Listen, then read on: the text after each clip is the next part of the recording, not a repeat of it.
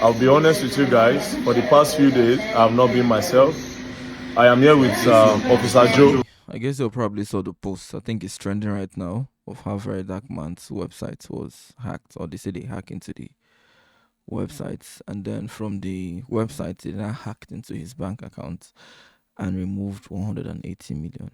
Now I just got the news not too long. Someone forwarded it to me. Okay, so firstly, people asking, is this possible that somebody could hack into his websites, and then from the websites they could hack into his bank account and take 180 million? Now the answer is yes, and this is how it could be done. So firstly, let's look into what he said a few days ago. So a few days ago he said he created an app.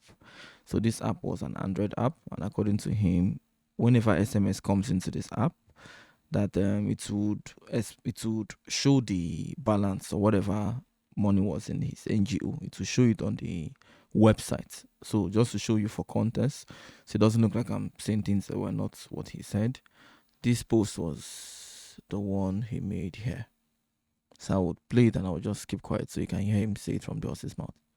Alright, so I don't tell una say for this country, I go show una who I be. And now I go show una.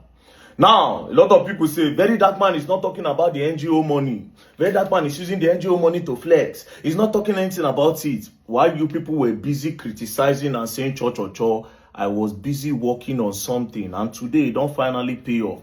As I speak to you now, you can currently track the exact money that is in that NGO account.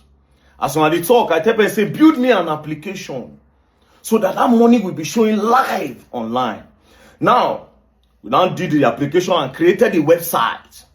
The website is mvoi4all.com. Now, if you click it, as I will click it now, is on my screen, it will take you straight to the website. The first thing you will see is total contribution, which the current total contribution is 229,287,720 naira and 59 kobo. Total expenditure is 0 naira because I have not spent anything, and current balance is the same thing as total contribution. Now, if you scroll down, okay, you could practically go there and see it for yourself and watch the video to the end. I'll just show you how what he said could be true and how probably somebody hacked into the website and then removed money from that bank account. So let's get into it. So firstly, the problem with the system is that it's flawed. So according to him, his bank account, which is where he put this whole NGO money, now he added a phone number to this bank account where he's going to be getting things like debit alerts, credit alerts, OTP if he in future enables internet banking and any notification from the bank. Now the problem with the system is that there have to be a filtration. So as many SMS are coming into this into this Android phone, the app has to be filtering it. Now this app could filter just the credit alerts or the credit and debit alerts, and then from whatever it filters, it would send it to the website through an endpoint.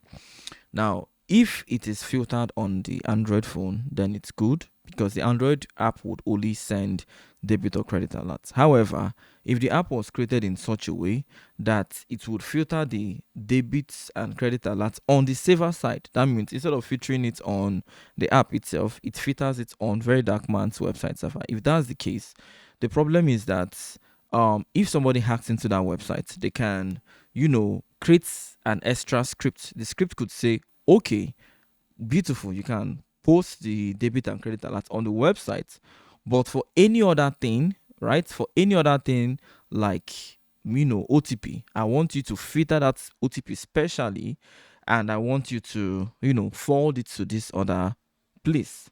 Say for instance, at the moment, all the debit or credit alerts that are being sent from the SMS is being sent to an endpoint, which is a website or a web link, right, or a webhook rather. Now, since the webhook or the website will be receiving every SMS that comes from that Android app, if that website, if they're able to get access to it, maybe a backdoor shell, maybe somebody in the development team, or I had it's WordPress. If that was WordPress, that is even where the disaster is coming from, because we all know WordPress is as vulnerable as anything.